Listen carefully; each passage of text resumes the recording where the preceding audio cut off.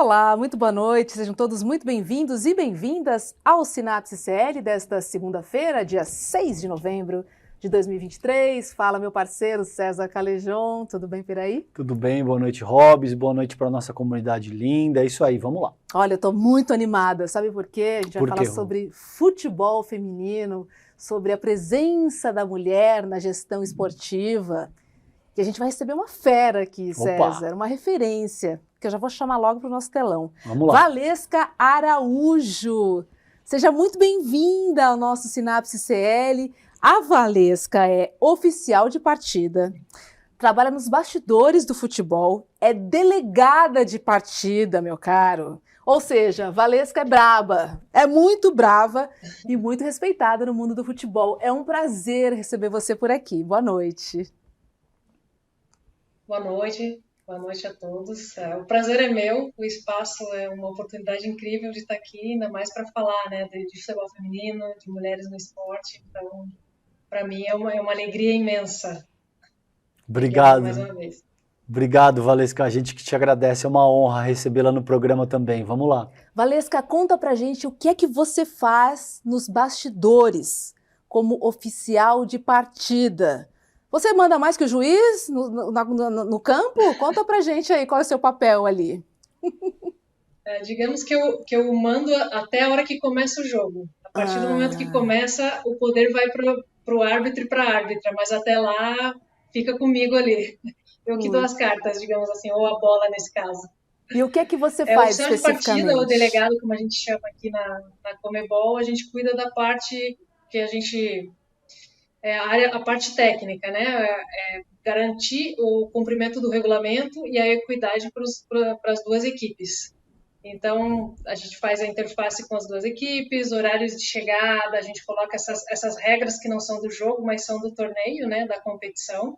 A gente cuida de tudo ali que envolve as equipes e também faz com que o jogo comece no horário. As duas principais funções são essas: cumprir o regulamento e começar o jogo no horário.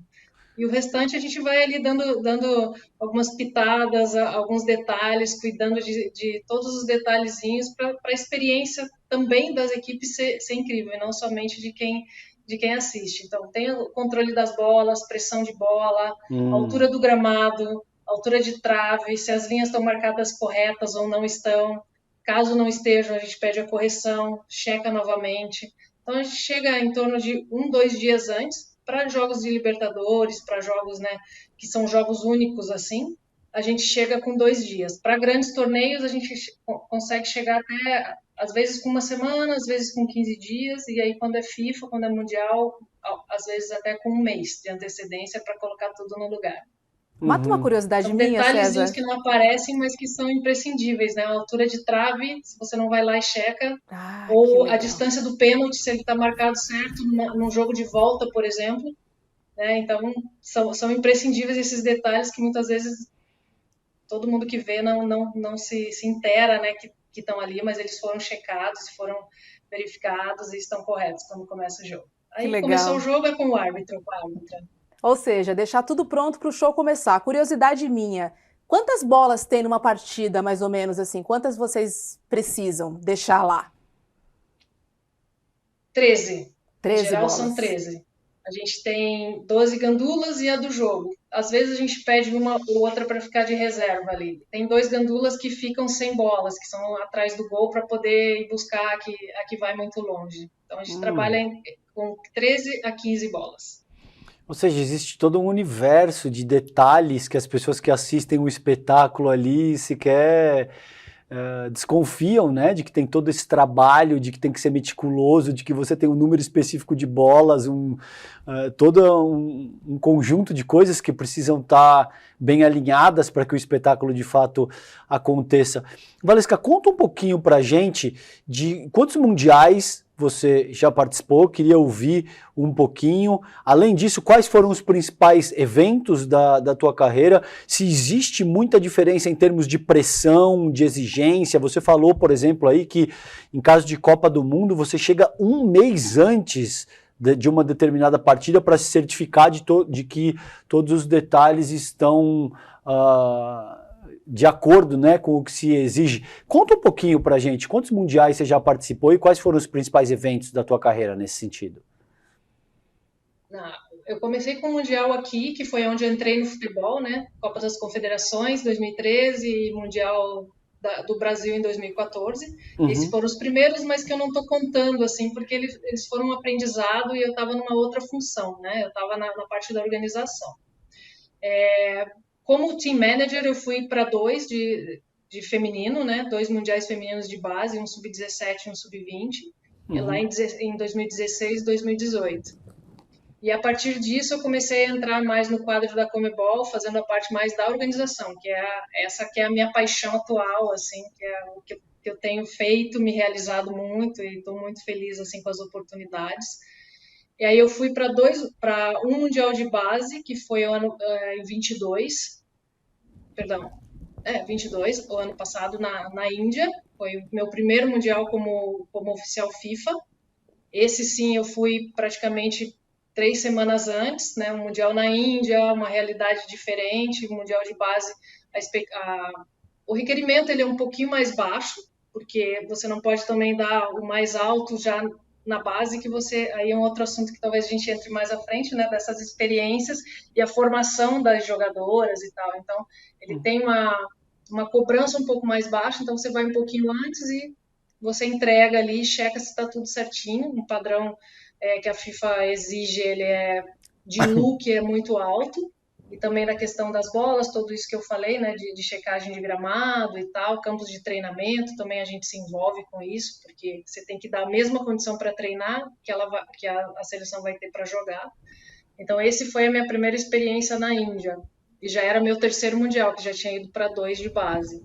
E esse ano que foi a cereja do bolo, né, que eu fiquei 1 mês e meio, 1 mês e 45 dias na Nova Zelândia, num estádio único, né, que foi o de Wellington, e nesse eu cheguei com 1 mês de antecedência.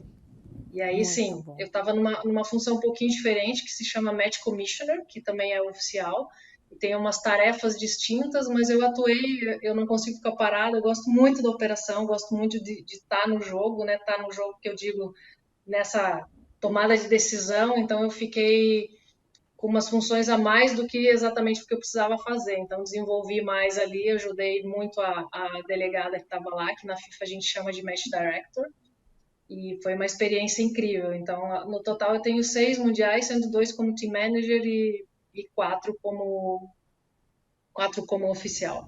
Uhum. E Valesca, quais foram os E jogos aí, mais importantes da sua carreira? Se der para citar um, beleza, mas é que eu quero que o seu apontamento venha com um causo, para a gente entender a importância desse campeonato ou desse jogo para você. Uhum. bom, hoje eu posso dizer que eu tive 3 grandes jogos que eu levo no coração, cada um com a sua característica. A primeira final única, que foi histórica aqui na América do Sul, Flamengo e River Plate em Lima. Todo um contexto de questão de organização. Tivemos 18 dias para organizar essa final. Eu cheguei com 1 semana em Lima. O estádio a gente teve que praticamente reconstruir. Várias situações engraçadas, várias questões assim de tipo, não acredito que isso está acontecendo. A gente chegava no banheiro e não tinha cano no Nossa. banheiro, a gente colocou cano, não tinha água. Foi um desafio e assim uma conquista muito grande entregar essa final. E também porque era o meu primeiro ano como oficial da Comebol, dentro de um grupo de mulheres, que eram 2 mulheres, e eu cheguei a uma final que é a premiação maior para uma oficial, você ser designada para a final. Então, esse jogo ele traz uma coroação de várias coisas, da superação de entregar, de estar lá vivenciando isso, e também de ser a primeira mulher a estar numa final, de final única e tudo mais. Então, esse eu guardo no coração. O segundo foi agora a semifinal da Libertadores desse ano. Eu estava voltando do Mundial, não acreditava até que ia ter mais designações nesse ano. E acabou caindo para mim o clássico argentino, considerado lá como o jogo do ano, onde tínhamos Racing e Boca Juniors tentando a vaga para a final. E o estádio do Racing ele se chama El Cilindro, então ele não é tão fechado quanto a Bombonera, mas ele tem algumas características muito específicas. Os túneis são muito curtos, são muito fechados. Para você andar, você gasta de 2 a 3 minutos, então esse controle ele é bem rígido, que a gente faz controle dos tempos também. E teve a questão dos pênaltis, né, que foi para os pênaltis e a gente tinha uma questão muito, muito crítica, né, dentro do campo do El Cilindro, e a decisão foi minha. Eu tive que falar assim, olha, o pênalti vai ser batido de um lado. E foi o lado contrário do Racing. Então, no final do jogo, assim, eu achei que eu não ia sair viva, porque todo mundo, além deles baterem no lado contrário, o Racing perdeu o jogo, né? Então, foi uma emoção muito grande, porque foi a primeira vez que o trio de arbitragem me chamou para o sorteio e falava assim, eles querem bater do outro lado. Eu falei, não, gente, a gente tem que bater do lado que foi definido. E era contrário, e fica aquela coisa argentino, brasileiro e tal, e saiu na mídia que não foi a melhor decisão e tudo mais, mas eu tinha registrado tudo antes, o porquê, né, daquela tomada de decisão, por uma questão técnica do campo, e aí acabou tudo bem, exceto para o Racing, que não ganhou. Que perdeu. E aí foi interessante porque, assim, eu chegava na Argentina e para um jogo dessa proporção, tinham outros dois naquela semana com Libertadores, com Sul-Americana, perdão, e falavam, nossa, você está em qual jogo? Sempre apontavam que eu estava no outro jogo. Eu falei, não, eu estou no Racing e Boca Juniors. Não, você não está. Falei, sim, sou eu que estou. Nossa, uma mulher? Eu falei, sim, uma mulher. Uma mulher está no clássico argentino, semifinal da Libertadores. Então, esse trânsito do primeiro ano de estar numa final e agora estar numa semifinal desse peso, assim, também trago no coração, e foi um jogo de grandes decisões, assim, de eu ter que me posicionar e falar assim, vai ser assim. E nesse momento que eu saí do sorteio, eu virei as costas e foi, a decisão está tomada, vai ser assim. E aí eu me senti um pouco desconfortável, mas quando eu cheguei na linha lateral, eu falei, não, eles vão fazer como como tem que ser feito, e assim foi. E aí eu fiquei bem realizada, assim, bem orgulhosa, e as pessoas que estavam em volta falaram, nossa, dessa vez foi forte, tinha que ser, né? Senão não representaria bem as mulheres e nem muito menos a oportunidade que eu estava tendo ali. Então, esse muito especial também. Eu fico E o primeiro imaginando. jogo de um mundial, né, que foi na Índia, na FIFA, pela FIFA,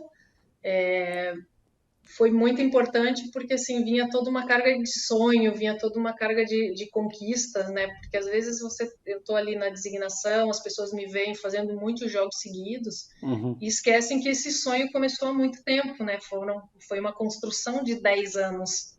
Eu descobri essa função num evento que eu fui em Zurique, em 2013, na preparação da Copa das Confederações. Eu não sabia que existia, né, essa função. E quando eu vi, eu me encantei de imediato, assim, me encantei. Falei, nossa, como será que eu faço para chegar? Porque eu era uma gerente de comitê organizador aqui no Brasil, eu não tinha trânsito nenhum com a FIFA, contato muito pouco, tá? A gente estava começando ainda. E 10 anos depois, eu estava fazendo, 9 anos, quase 10, estava fazendo um jogo pela FIFA dentro daquilo que eu tinha me proposto a buscar. Então, esse jogo também eu levo, são os 3 marcantes. Que legal. Fala, você ia falar? Não, eu só fiquei imaginando as situações, Valesca, você naquela rodinha de homens, né, falando, olha, vamos bater pênalti ali. Não, ali. E sai de campo, né, assim... Ali foi, porque se eu entrasse numa discussão ia ser pior. Eu falei, não, a decisão é essa. Né? Então, E assim, fui.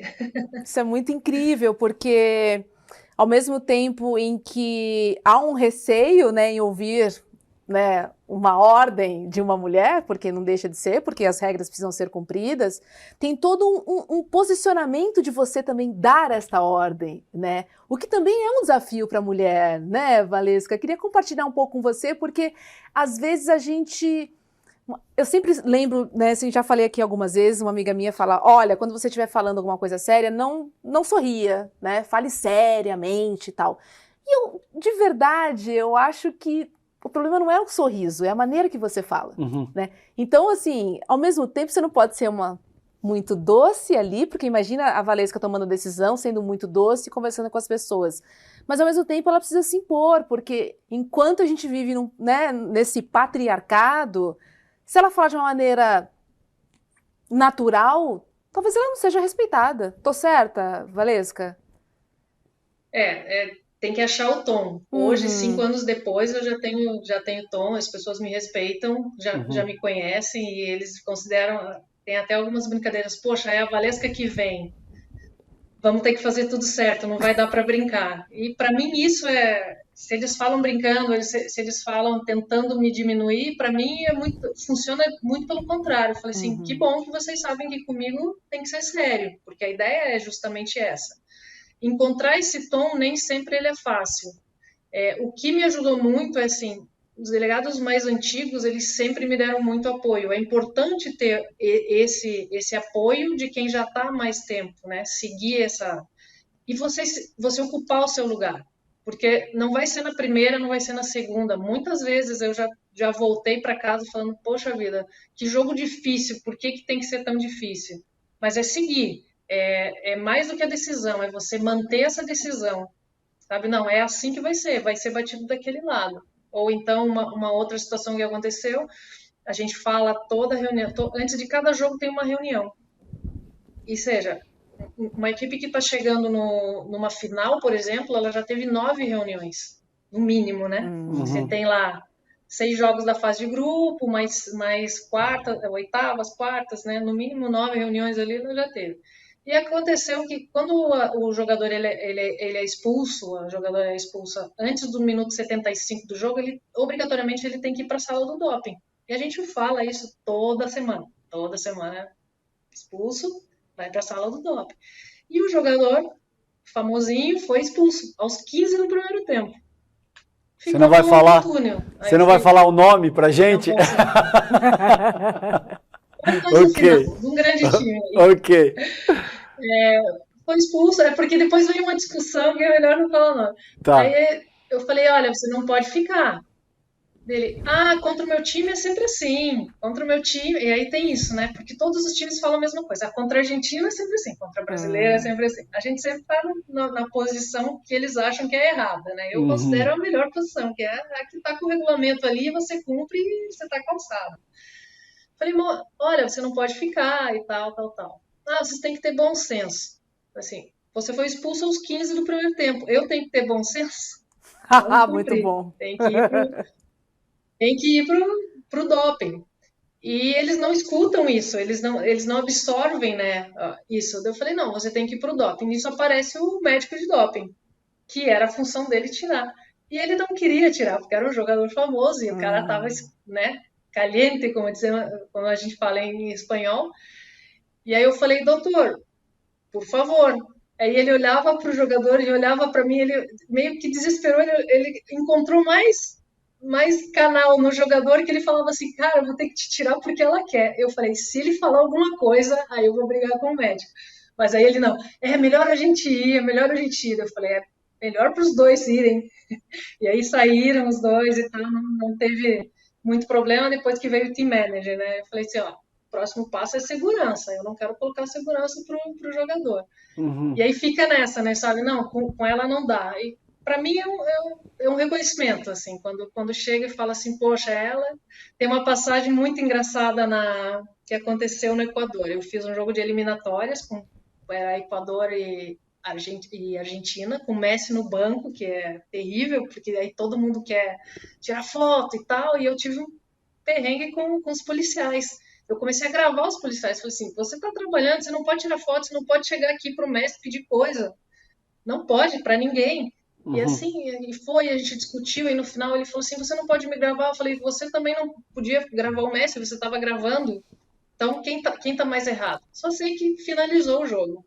Beleza, sobrevivemos todos, graças a Deus. E me caiu uma escala na semana seguinte para Libertadores na mesma cidade. Não era o mesmo estádio e tal, ele foi para clubes. E a gente tem um oficial de segurança que nos acompanha também, que é um oficial Comebol e tal, e ele cuida toda da operação de segurança e eu cuido, o delegado cuida de toda a operação da parte técnica, né? E essa pessoa faz uma reunião no aeroporto, faz uma reunião com a polícia e tal. E chegou o meu oficial de segurança daquela partida rindo. Falei, ué, foi boa a reunião dele? Cara, acho que é melhor você ficar amanhã no hotel. Eu falei, o que aconteceu? Ah, não, que a polícia perguntou assim, quem é a delegada? Não me diga que é aquela mulher de pelo branco, de cabelo branco, porque essa não tem como. Aí ele, é melhor você ficar no hotel, porque talvez a polícia, por favor, não esteja muito satisfeita com você. Falei, acho que é melhor eles cumprirem direitinho o regulamento, porque Ótimo. eu vou pro campo amanhã. Então a É gente isso. brinca e tal, mas foi uma posição que já foi conquistada, né? Assim, Claro. pela seriedade do trabalho, né? Isso. Porque a gente se Valesca é posiciona. braba. E eu acho que tem a conversa que a gente está tendo aqui denota algo importante para todo o contexto societário que a gente vive. Isso que você trouxe na tua fala anterior, Hobbs, é importante, isso que a Valesca está colocando também, porque, a meu ver, existe uma diferença entre autoridade e autoritarismo. Uhum. Autoridade é aquilo que é exercido com propriedade. Você está cumprindo a tua função e você vai fazer aquilo valer, independentemente de se você está falando com o Messi ou se você está falando com um jogador da Série B do Brasil. A gente sabe que e é isso que eu gostaria de te ouvir, pelo menos eu suponho, que, claro, quanto mais fama, quanto maior é o nome com o qual você está lidando, é óbvio que existem dinâmicas ali que precisam ser negociadas, porque esse cara sabe que ele tem muita força. Né? Quando você está lidando com uma grande estrela, ele está acostumado a ser paparicado, ele está acostumado a todo mundo pedir autógrafo e querer tirar foto com ele o tempo todo. Ele não ouve, isso, não. Exatamente. Né? E você vai ficando empolado. Você vai ficando, sabe, tipo assim, não é você que vai me dar ordem. Não sou eu que estou te dando ordem. Eu estou aqui cumprindo a minha função e a regra se aplica para absolutamente todos os jogadores. Mas autoritarismo é outra coisa.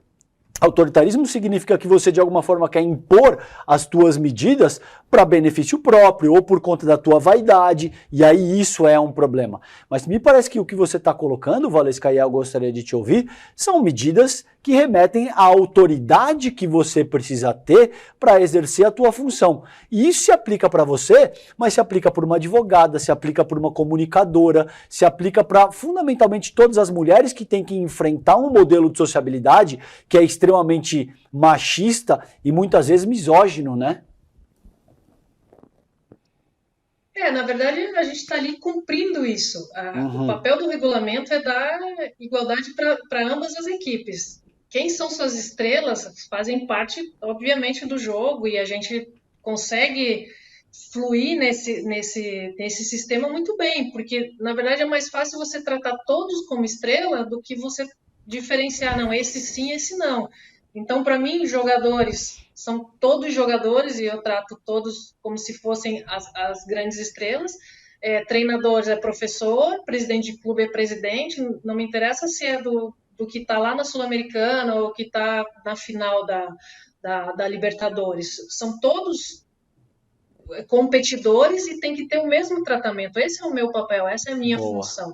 Né? Então, quando eles veem que é igual, ele não fica medindo. Claro, eles falam isso sempre, minha equipe. Claro, porque também isso aí faz parte do jogo e faz parte da cultura do futebol. Se é bom ou ruim, aí já é outro ponto. Mas faz. E a gente também está acostumado a militar nesse meio. Sabemos que é assim.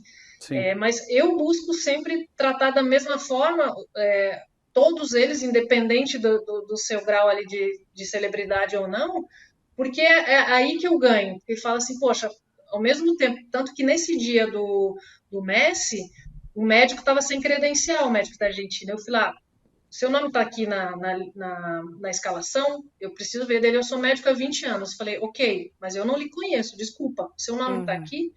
E aí falou uma besteira ou outra, assim, aí eu fui tirar o policial, ele falou assim, o meu nome é tal e tal. Ele viu que, tipo, também, o meu trabalho era em benefício dele também, sabe? Não era assim, eu tô ali porque eu quero saber quem você é, porque depois eu vou pedir uma foto. Falei, não, eu tô ali porque eu preciso fazer meu trabalho. Esse posicionamento que você mostra que você está fazendo o seu trabalho e baseado também no regulamento, que não é uma coisa que se inventou da sua cabeça, hoje eu não quero que... Cara, isso aí você vai ganhando espaço, que é isso da decisão e manter essa coerência, né? Eu acho que isso é o mais importante, você mostrar que você está ali igual para os dois lados, não interessa se é uma final, se é o primeiro jogo da fase 1, né, se é feminino, se é masculino, se é base. Pelo menos, eu busco tratar da mesma forma. Eu estava na Libertadores Feminina até a semana passada e era isso. O pessoal fala, poxa, mas aqui não é Libertadores. Eu falei assim, não, aqui é Libertadores. E eu tenho uma coisa muito minha, que é assim, a gente trabalha com sonhos, né? O futebol, ele é feito de sonhos. Uhum. E a gente não pode ser leviano com o sonho dos outros. Então, à medida que eu tô numa competição que para muita gente, uma Libertadores feminina não precisa ter a cobrança ou a exigência, não tem, porque o sonho daquela pessoa, daquela menina, daquela mulher que está jogando, ele é tão importante quanto do jogador que já é celebridade, que já atingiu. Com E é certeza. isso que faz, né? É o detalhe que faz a experiência valer a pena. E é a nossa função é fazer com que a experiência seja incrível. Uhum. Porque a gente está ali fazendo, provendo o ambiente para essa experiência, né? Muito bacana, deixar o palco preparado, né, Valesca? Valesca, recentemente a gente perdeu, né, a nossa ministra do esporte, Ana Moser, uma referência, né, dentro e fora das quadras, para todo mundo que gosta de esporte, para todo mundo que acredita nos valores do esporte. E aí eu queria te perguntar, você vê mudança na estrutura de poder do futebol, do esporte? Ou seja, donos de clubes, oficiais de partida, eu já percebi que sim, temos você aqui falando com a gente, mas nessa estrutura de tomador de decisão, mais mulheres, cartolas, você acha que a gente pode ter uma presidenta da FIFA num médio, curto prazo? Nessa estrutura de poder mesmo. Aqui no Brasil, por exemplo, eu lembro, né, da presidenta do Palmeiras, né, enfim, que comanda clube. Puxa, eu não consigo lembrar de outra. Mas você vê essa mudança? Está muito lenta? Você acha que a gente vai ter uma presidenta da FIFA? Ou é algo muito distante, hein? Uhum. Eu espero que a gente tenha. Eu confio que vamos ter. Eu não vejo um curto e médio prazo, não. Eu acho que é um processo, como tudo. Na Europa, Ásia, um pouco mais avançado. Aqui a gente ainda está começando. A gente tem a presidenta do Palmeiras, há uma presidenta de federação estadual da Paraíba, é uma mulher. Tem mais uma presidenta de clube da Série C, se eu não me engano, de um clube do Norte, e que eu me recordo são essas.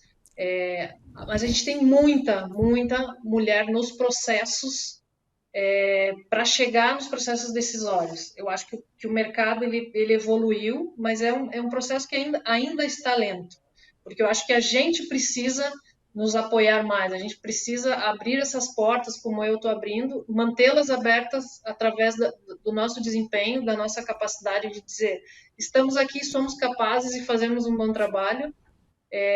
Muitas vezes é difícil porque quando você comete um erro e tal, parece que todos voltam poxa, é mulher, não vamos tentar mais. Então, a responsabilidade que eu tenho, a responsabilidade que as mulheres que já estão no mercado têm é muito grande, porque você abre a porta e você tem que mantê-la aberta e você ainda tem que ter um desempenho muito bom para você não trazer nenhum comentário ou trazer nenhuma dúvida da capacidade que a gente tem de estar atuando nessas frentes, nesses processos decisórios, nessas posições impactantes, né? É um processo lento, eu diria que assim, a gente está engatinhando ainda nisso. Mas tem muita coisa pela frente assim que dá para a gente se empoderar, que dá para a gente se ajudar. Eu acredito muito que à medida que a gente se ajuda, hoje eu já estou um pouco mais velha, eu gosto muito da parte educacional, eu gosto muito da parte da contribuição, de mentoria. Então, hoje o meu foco, além dessa parte de participar dos jogos, de delegada, de oficial, é essa questão de formação de profissionais. E a gente vai um pouco para a Copa do Mundo, que para mim é muito isso também, é uma oportunidade da gente trazer como foi feito desde 2007, que foi onde a gente começou esse processo. Depois, Copa do Mundo, Jogos Olímpicos, a gama de profissionais de eventos esportivos é muito grande. Usaria essa Copa de 27, oxalá a gente ganhe, para fazer isso, para fazer esse boom com as profissionais mulheres, para que elas tenham essa virada de chave que foi feita nos últimos 2 grandes eventos que a gente teve aqui de profissionais em geral. Boa, vamos falar disso.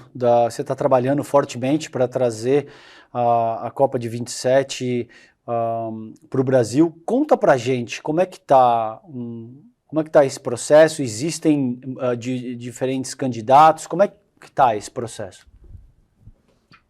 O processo de bid da FIFA ele é muito estruturado, existe uma área, né, que a gente chama de que faz toda essa avaliação dos países. A gente postula, assina um acordo, né, que temos interesse, e depois a gente tem que cumprir uma série de requisitos e entregar um book comprovando e muitas garantias governamentais. Então, hoje, no bid de 27, a gente está concorrendo com a África do Sul, numa candidatura sozinha, como a nossa, né? Somente Brasil, somente África do Sul. Aí a gente tem Estados Unidos e México, uma candidatura dupla. E da Europa tem Bélgica, Holanda e Alemanha numa candidatura tripla. Então, são esses os 4 bids concorrendo. Uhum. A gente já está na reta final, no dia 8 de dezembro encerra o prazo para a entrega do bid book e tudo mais, todas as garantias governamentais.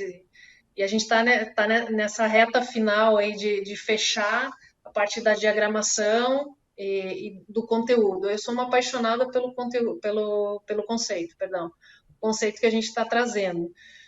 A gente está trazendo assim, aonde quer que você vá, né, o brasileiro vá, e a gente principalmente que circula nessa questão do futebol, fala, brasileiro nasce sabendo jogar, brasileiro, poxa, é talentoso, Nasce com a bola brasileiro no pé. traz isso de berço, né?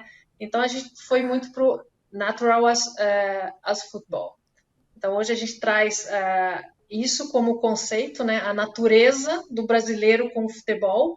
Uhum. Mas, como eu falei, a nossa ideia não é fazer mais um campeonato. Não, a gente não quer trazer mais um campeonato para o Brasil. A gente quer trazer um evento de transformação. Então, vai ter jogos? Vai ter. Vão ter os 64 jogos. Mas a ideia da Copa do Mundo é trazer uma transformação de questões de sustentabilidade, da valorização da mulher profissional, oportunidade de trabalho para essas mulheres, desde formação, porque muita gente fala assim, é muito difícil entrar no meio esportivo, é muito difícil você passar a ser uma profissional do esporte. E realmente a gente teve um ciclo de ouro aí com grandes eventos, mas mesmo assim ainda é muito fechado, né? A gente teve sorte na nossa geração que está podendo beber dessa fonte, né? E tem as novas gerações que estão querendo chegar e tal. Então, o conceito é muito além do que vai acontecer dentro dos estádios. São as riquezas naturais das regiões que a gente está envolvendo, as matas, né, a Amazônia, os rios, trabalhar com o conceito da água, que é permeável, assim, a nossa logo está indo para o lado da água. Então, é valorizar a sustentabilidade nos jogos sustentáveis, nos jogos que não está construindo nada, a gente está usando toda a estrutura de 2014 como legado para trazer, para reativar o que não está funcionando plenamente, mas a gente não vai construir nada, a gente vai só adaptar o que for necessário. Então, são 10 estádios que já foram utilizados, que a FIFA já conhece, que já funcionaram, dentro das 5 regiões. Então, a ideia é essa, é ir muito além, é envolver as comunidades, é envolver essas riquezas naturais por região e ir muito além, né, de formação, capacitação, praticamente levar a Copa do Mundo para os campinhos onde as meninas estão jogando. Sabe? É um caminho inverso do que assim, vamos todos para a Copa, não, a Copa vem para cá, onde você joga, então vai para Manaus, vai para Recife, onde a gente não tem assim grandes equipes de futebol feminino, mas é da onde saem meninas que vêm para o Sudeste para jogar nessas equipes maiores. Uhum. Então a grande ideia é isso, é muito, muito além do campeonato, né? É fazer um evento de transformação no Brasil e tentar o que a gente puder também envolver a América do Sul.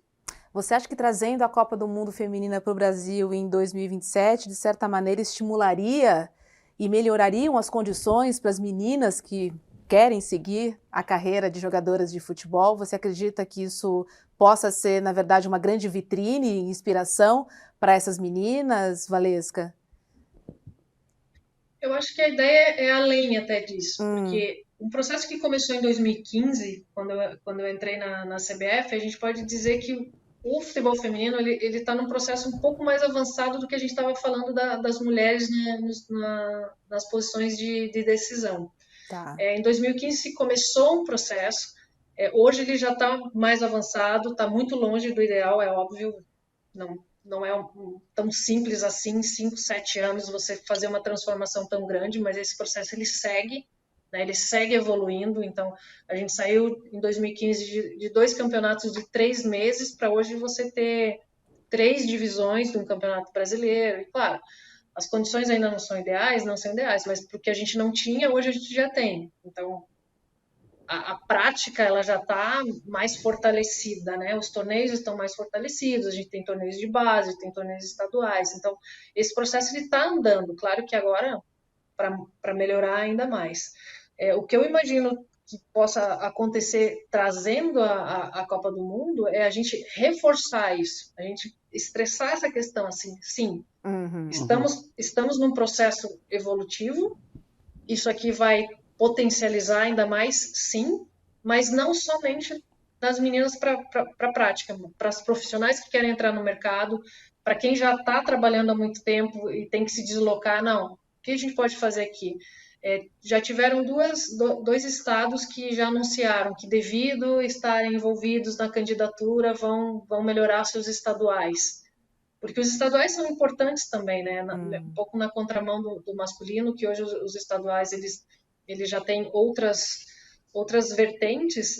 O feminino precisa que os estaduais se fortaleçam, porque jogar perto da sua casa, para mim, não se deslocar, se mudar e tudo mais, né? Que é inerente do futebol, mas pelo menos numa idade ela ainda permaneça naquela comunidade, ela ainda fortaleça ali dentro do seu estado, dentro da sua cultura, porque para a mulher sair com 12, 13 anos, muda a cultura, muda esse período crítico, né, da adolescência, passando por uma fase mais adulta e tudo mais, longe de casa, longe da comida que ela gosta de comer, longe do dialeto, né, da sua forma de falar.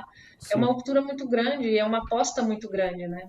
Nem todas vão chegar, infelizmente, a gente sabe que é uma pirâmide, né? Então, eu realmente acredito que a vinda da Copa do Mundo ela vai trazer muito além do jogo, assim, pelo menos é a nossa ideia, é o que a gente está se propondo dentro do conceito e dentro do que a gente está apresentando para a FIFA.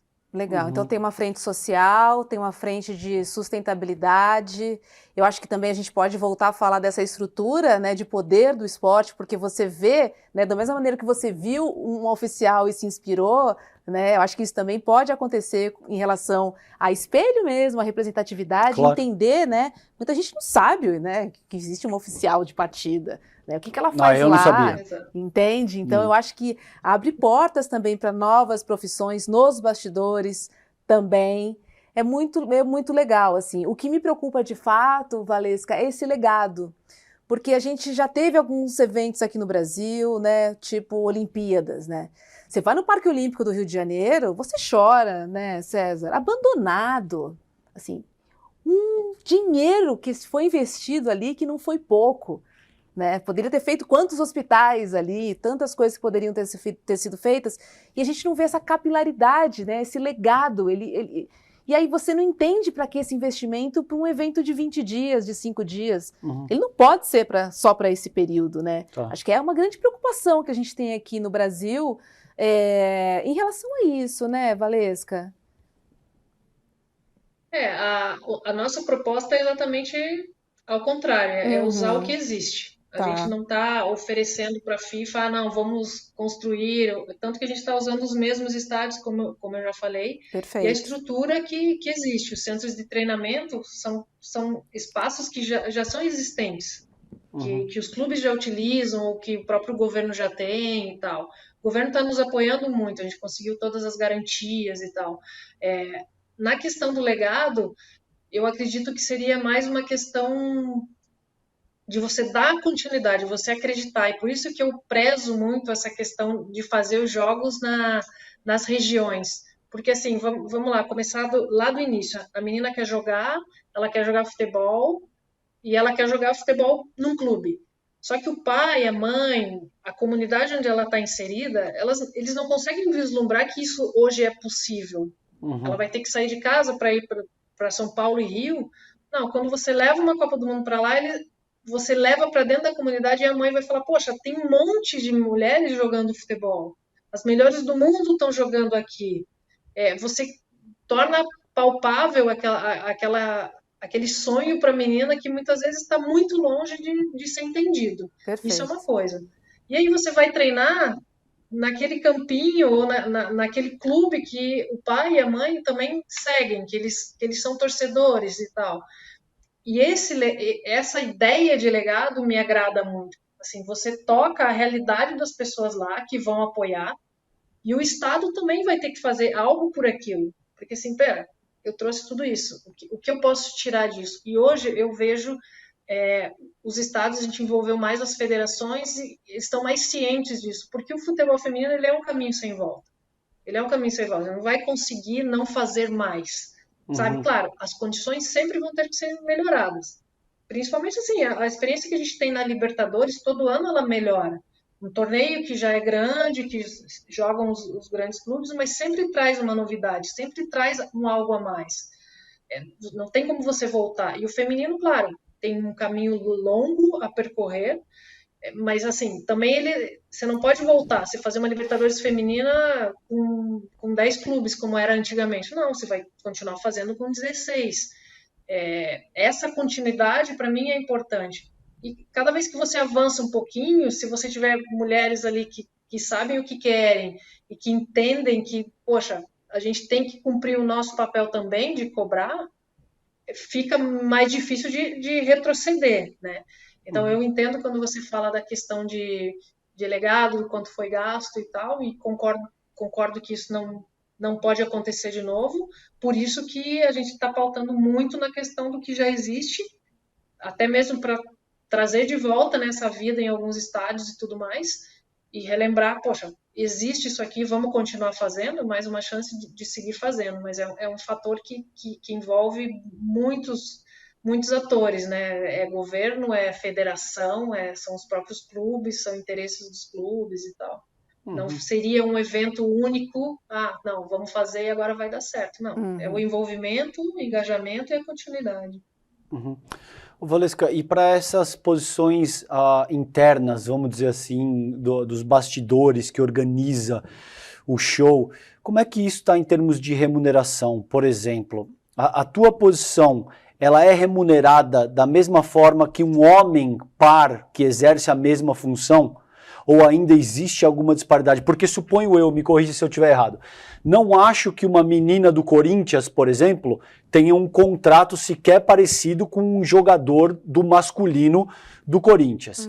E a gente sabe que, por outros esportes, por exemplo, o surf, há alguns anos, a principal associação que regula, que organiza competições de surf ao redor do mundo, equiparou as premiações entre homens e mulheres. Eu parei de acompanhar, eu não sei como é que isso está hoje em dia, mas há alguns anos a principal associação de surf equiparou as premiações em dinheiro, tanto para homens e mulheres. Como é que isso está no futebol? Entre as jogadoras, entre as pessoas que exercem funções nos bastidores do esporte, isso está equiparado ou falta muito ainda nessa direção? Não, ainda não está equiparado, também está numa evolução. Por exemplo, a seleção feminina hoje ela recebe em questões de diária, em questões de prolabore, é igual, foi equiparado já na gestão anterior. Isso segue. Dentro dos clubes, isso vai variando muito de acordo com o que cada clube pode cumprir. Por exemplo, você pega um brasileiro que tem 20, brasileiro feminino, que tem 20 equipes, não são todos que podem manter uma folha como o Corinthians pode, que é a mesma realidade do masculino em números inferiores. Mas se você comparar com 2015, teve uma evolução muito grande. Hoje as meninas, a grande maioria tem contrato, ou pelo menos tem ali uma segurança de carteira e tudo mais, um registro, que antes não tinha. Antes, junta 11, vamos jogar e ver no que Fico dá. feliz por isso, Hoje não, né? hoje já é muito mais estruturado, essa evolução aconteceu. Em questão de valores ainda tá aquém, ainda tem que se buscar. Mas aí entra na mesma questão, né, de visibilidade, de patrocínio e tudo mais, e aí se replica para todas as outras questões que impactam na questão de gerar esse dinheiro, né? Ainda tem que se trabalhar muito. Na parte profissional, hoje, Conmebol e FIFA é o valor da posição, Tá, indifere se você é homem ou mulher, você vai perfeito. receber a mesma coisa. Dentro do mercado, eu acredito que questões de treinadores e treinadoras aí vai também pelo seu desempenho. O clube paga, independente se é homem ou mulher. Mas, claro, vai depender dos fatores aí, como no masculino, né? Se você ganha, se você não ganha, se você faz um bom trabalho e tudo mais. É um valor mais baixo ainda, mas tá no processo.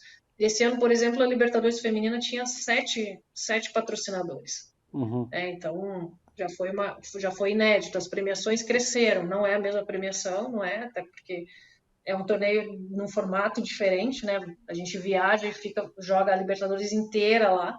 Tá, Não é como a masculina, que é por semana, que você tem as datas e tal. Então, a própria visibilidade, o próprio retorno para o patrocinador é um pouco diferente. tá. Mas eu tenho bastante confiança, assim, tá evoluindo, né? A gente tá acelerando, né? A cada ano você ganha mais coisas, assim, você avança nessas melhorias. Ainda tem um caminho muito grande, né? A diferença é muito grande, mas não estamos parados. Acho que isso é importante também. Ok. Vou pegar carona na sua pergunta, porque eu queria falar sobre treinadoras, né? Porque a maioria, né, dos times de futebol feminino, a maioria é treinada por um homem, né? E aí eu queria entender com a Valesca se existe algum projeto, se existe algum movimento, alguma programação, né, para formar treinadoras, mulheres, para que possam de fato gerenciar os times femininos, porque para mim é muito natural, mas a gente também não tem no mercado, né? Nos bastidores existe um movimento nesse sentido, Valesca? Olha, os cursos que tem é curso de treinador. Hum, É o mesmo curso. E não tem um curso para futebol feminino, porque academicamente a CBF acredita que o futebol ele é um só e o hum, que muda é a resposta, né? Uma mulher, a fisiologia da mulher ela é diferente. Então a sim. resposta ao jogo ele é diferente, mas o jogo em si é o mesmo, né? As regras são as mesmas e tudo mais. O que tem dentro da CBF Academy tem um curso de formação e as mulheres são super inseridas. Eu tenho até esse número porque a gente vai responder para a FIFA também pergunta. Hoje a gente tem 110 treinadoras, mulheres, formadas pelo curso pela licença da CBF, são 3 licenças, né? Dentro da A, eu não vou me recordar exatamente o número, mas está em torno de 20, que é a segunda, né? Depois tem a Pro, que é um número mais baixo, que acho que são 6. Então, existem mulheres capacitadas no mercado. O espaço e o rendimento é que vai dar uma variada aí, né? Porque depende muito de como aquela mulher chega no clube e desempenha seu papel. Mas hoje já é um número muito maior do que em 2015, quando eu comecei com o futebol feminino. Uhum. Para você atuar, tem que ter esse curso da CBF, né? Isso para homens e mulheres, para atuar na Série A, na Série B e tudo mais, você tem que ter a licença específica. Elas existem, elas estão buscando essa capacitação e estão buscando esses espaços. Então, hoje tem um número maior, elas se concentram um pouco mais na base do que Ah, no A1 ou no A2. Agora, acontece também que a gente não pode fechar essa porta, assim, não, só mulheres treinadoras. As mulheres têm que ter as oportunidades de estar lá e de se capacitar, e isso existe. Se um treinador, ele está se especializando na questão do futebol feminino, nesse ponto da fisiologia, da resposta e tudo mais, eu acho que o Uhum. mercado está aí para ser competitivo, sabe? A gente não pode abrir mão de, não, porque são homens. Não, tem muitos homens que contribuem positivamente para a mulher no mercado, para a mulher uhum. para o futebol feminino, então acho que a concorrência ela é saudável. Dentro da CBF, isso é interessante falar, que quase ninguém sabe, existe um programa chamado Mulheres no Jogo, que a gente implantou em 2019. Toda mulher, você vai fazer um curso na CBF Academy, você tem 20% de desconto já no valor. Aí tem algumas graduações que se você jogou na seleção brasileira tem um percentual mais alto, que é o percentual de 50% de desconto, que esse é o mais alto. Se você não jogou na seleção, mas jogou em clubes, filiados, se você trabalha em federação, se você é árbitra, toda mulher já começa com 20%, e dependendo da sua área de atuação e do teu histórico dentro do futebol, você pode conseguir um desconto maior. Então, isso existe, e não só para os cursos de licença, para qualquer curso que a CBF Academy faça, as mulheres têm esse desconto, ele quase ninguém conhece, mas ele existe. Hoje, atualmente, dentro da CBF Academy, a gente não tem mais, foi descontinuado a escola de futebol feminino, que era uma escola que buscava desenvolver cursos específicos para o futebol feminino, e foi descontinuado na mudanças de gestão e tudo mais, mas existiu e é só implementar novamente, está pronto o projeto. A gente tem um curso de fisiologia de futebol feminino também que está na gaveta, então, assim, as formações, elas existem. Bacana. E a oportunidade da mulher ser incluída também. Vai muito desse conhecimento, do conhecimento dessas oportunidades girarem e as pessoas se buscarem. O mercado está muito aberto, se busca muito treinadoras, principalmente para a parte da base, das meninas, aí, por uma série de questões. Não diria que está aquecido, mas ele está promissor, digamos assim, é positivo. Sim. Não, eu não defendo que times femininos sejam treinados por mulheres exclusivamente, mas eu acho que a gente tem que ter algum tipo de estímulo para que as mulheres apliquem, porque a gente não tem o histórico, então a gente tem que empurrar de certa maneira para começar esse movimento. E assim, concordo em gênero, número e grau com você. É a performance, né, de cada treinador que vai fazer com que ele permaneça ou não num clube. Mas que legal saber esses estímulos e que legal saber que esse olhar está muito ativo, né, em relação às mulheres no esporte. Isso é muito bom. E eu acrescentaria algo aí. Eu entendo esse argumento que vocês estão colocando, mas ao mesmo tempo é o seguinte, a excelência, ela vem com a prática, entende? Na medida em que você estimula um determinado processo por tempo ou bastante, você vai ter mulheres que são muito mais treinadas, que estão muito mais aptas. Então, em alguma medida, isso precisa ser estimulado de forma deliberada, sim. Porque os homens foram estimulados deliberadamente por décadas, séculos tem histórico, agora. Exatamente o que eu falei, tem histórico, exato. Né? Então, em alguma medida, vale o argumento de que, claro, a capacidade é o fator preponderante, mas a gente não vai desenvolver capacidade se não houver um investimento maciço em preparação, em capacitação. Tudo isso é fruto de uma organização social, de um modelo de sociabilidade que até aqui priorizou o desenvolvimento dos homens, na medida em que você tem... Eu joguei futebol minha vida inteira, entende? Quando eu tinha 9, 10 anos, eu sei que você não acredita, mas já tinha uma quadrinha no prédio que era só os meninos que jogavam. Então assim, você terminava de comer, mãe, tô indo jogar bola. As meninas não, elas iam fazer outras coisas, entende? Então já existe todo um estímulo estrutural para te dizer, essa é a tua função societária. A gente precisa ter programas que digam, não, você vai ter mulheres cartolas, dirigentes de clube, atletas, que desenvolvam funções análogas, por exemplo, a que a Valesca aqui desenvolve. Então, tudo isso precisa ser estimulado ativamente. Valesca, a gente está caminhando aqui para os minutinhos finais da nossa conversa e eu queria saber para que time que você torce.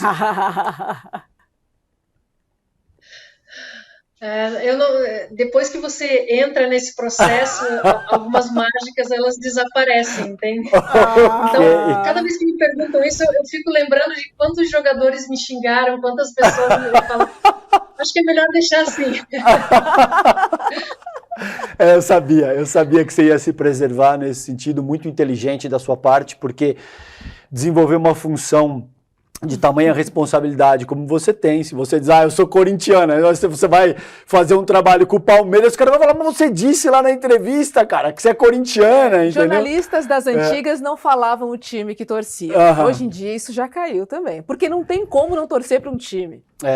Não, mas o jornalista ainda é uma posição um pouco distinta, na medida em que você organiza questões administrativas e que remetem a toda a organização do espetáculo, eu não diria. Se eu tivesse na posição da Valesca, eu também não diria. Não vou me expor nesse sentido, não torço pra ninguém, eu faço meu trabalho e cá estamos. Antes de me despedir, Valesca, deixa eu só falar com você, porque eu assisti a Copa do Mundo Feminina pelo Cazé TV e lá tem um chat que você faz comentários e tal. E aí, assim, no segundo jogo, a Cazé TV desativou o chat.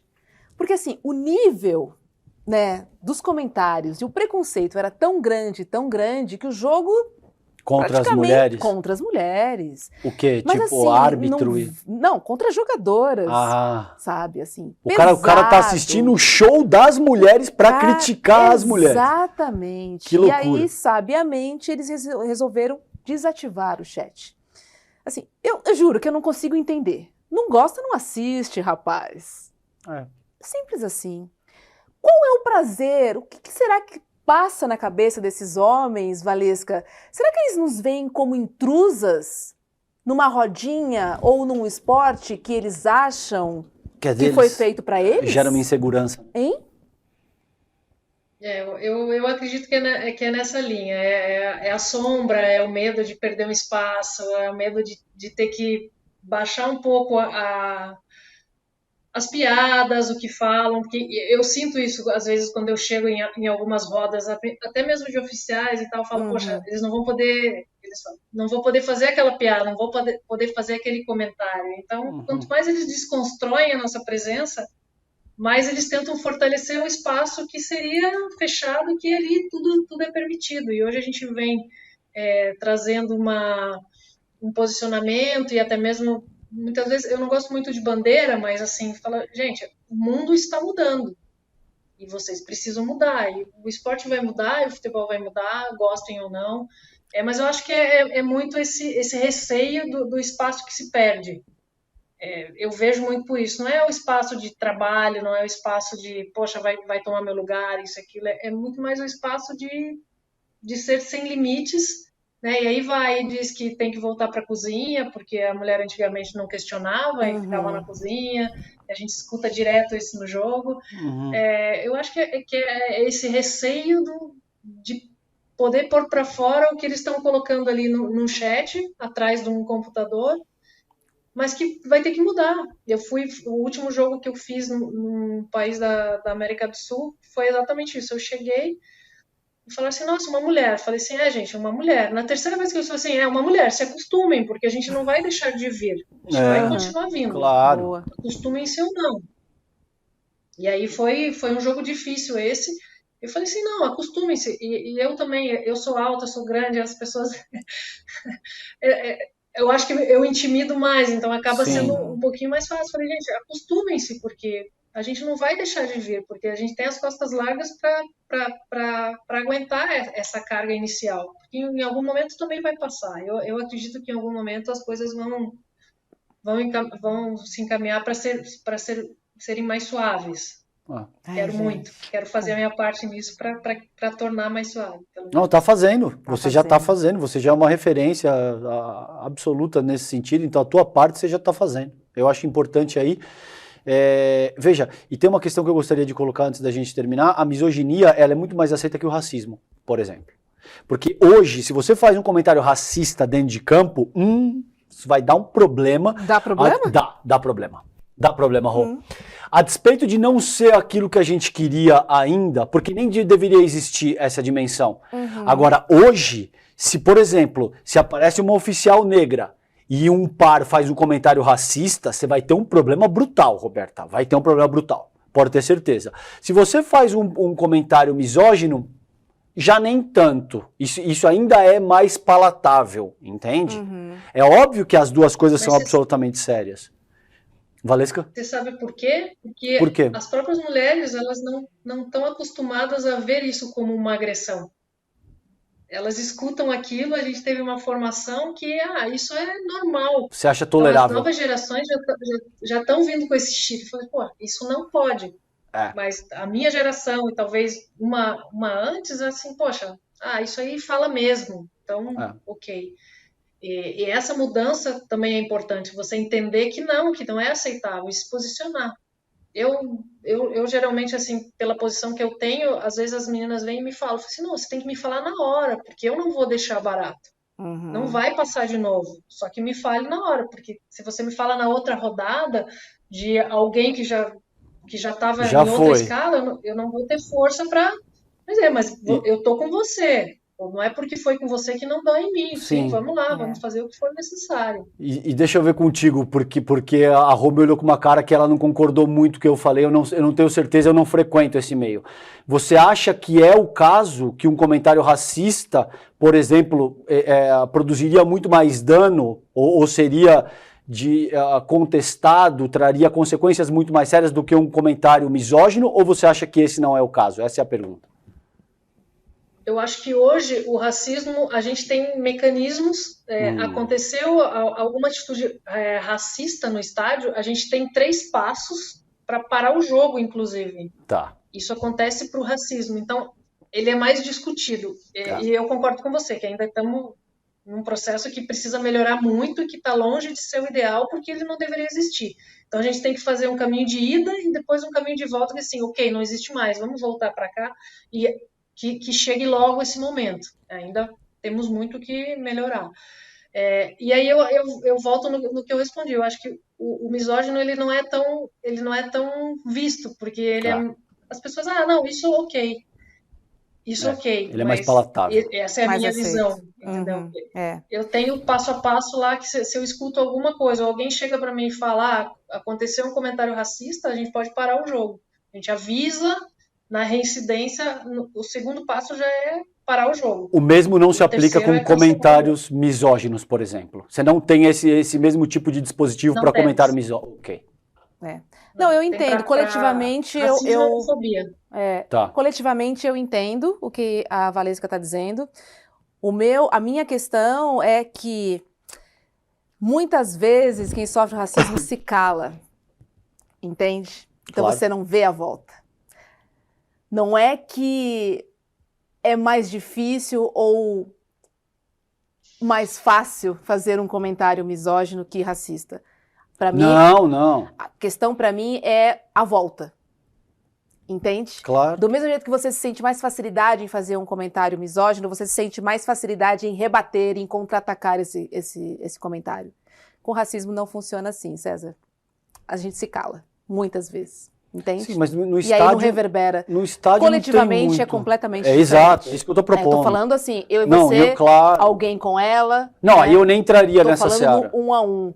Sim. Né? No estádio, de fato, é diferente. E se for no Brasil, né? Porque se for na Espanha não acontece também nada. Vamos falar? O Vini Júnior, mesmo sendo racismo. O caso do Vini Júnior assim, tá aí pra... Não sei onde se aplica de verdade. Ainda aqui falando coletivamente sobre isso. Né? Sim.